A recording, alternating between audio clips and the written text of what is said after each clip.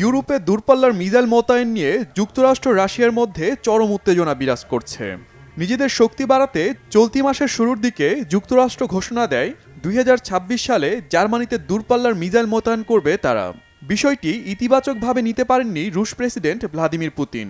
Russia এবং এই অঞ্চলের নিরাপত্তার জন্য এটি হুমকি হিসেবে দেখছেন তিনি। পাল্টা পদক্ষেপ হিসেবে যুক্তরাষ্ট্রকে কড়া বার্তাই দিয়েছেন রুশ প্রেসিডেন্ট। আবারও পারমাণবিক অস্ত্র উৎপাদন এবং তা মোতায়েনের পথে হাঁটবে রাশিয়া। রবিবার রাশিয়ার সেন্ট পিটার্সবার্গ শহরে নৌবাহিনীর কুচকাওয়াজে পুতিন এমন হুঁশিয়ারি দেন। পুতিন বলেন, এসব অস্ত্র রাশিয়ার প্রশাসনিক শিল্পকেন্দ্র এবং প্রতিরক্ষা অবকাঠামোর আওতায় পড়বে। খুব অল্প সময়ের মধ্যে যুক্তরাষ্ট্রের মিসাইল রাশিয়ায় আঘাত হানতে পারবে। তাই নিজেদের স্থাপনাগুলো পারমাণবিক অস্ত্রে সজ্জিত করতে চান রুশ প্রেসিডেন্ট।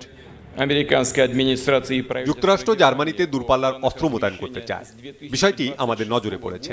তাদের মনে রাখতে হবে, আমাদের প্রশাসনিক শিল্পকেন্দ্র এবং প্রতিরক্ষা অবকাঠামো এর পরিসরের মধ্যে পড়বে। পারমাণবিক ওয়্যারহেড দ্বারা সজ্জিত এসব অস্ত্র আমাদের ভূখণ্ডে 10 মিনিটের মধ্যে আঘাত হানতে সক্ষম। তাই এটি নিয়ে সতর্ক থাকতে হচ্ছে। পুতিন বলেন, যুক্তরাষ্ট্র মিসাইল মোতায়েন করলে রুশ প্রশাসনও তাদের অবকাঠামোর নিরাপত্তায় মিসাইল মোতায়েন করবে।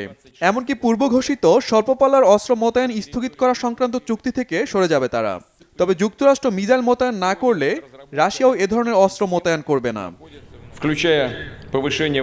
এই পরিস্থিতি আমাদের স্নায়ুযুদ্ধের কথা স্মরণ করিয়ে দিচ্ছে। ওই সময় ইউরোপে মধ্যপাল্লার ক্ষেপণাস্ত্র মোতায়েন করেছিল যুক্তরাষ্ট্র। যুক্তরাষ্ট্র এই ধরনের পরিকল্পনা বাস্তবায়ন করলে আমরাও সব ধরনের অস্ত্র মোতায়েন সংক্রান্ত স্থগিতাদেশ থেকে সরে যাব। রাশিয়ার নিরাপত্তার জন্য আমরাও পারমাণবিক অস্ত্র উৎপাদন ও মোতায়েনে বাধ্য হব। পুতিন যে অস্ত্রের কথা বলছেন, এগুলো 500 থেকে 5500 কিলোমিটার দূরের লক্ষ্যবস্তুতে আঘাত হানতে সক্ষম। আন্তর্জাতিক বিশ্লেষকরা মনে করছেন, এই ধরনের পাল্টাপাল্টি অবস্থান বড় ধরনের সংঘাতের শঙ্কা তৈরি করছে। Shahid Arafat, Bangla vision news desk.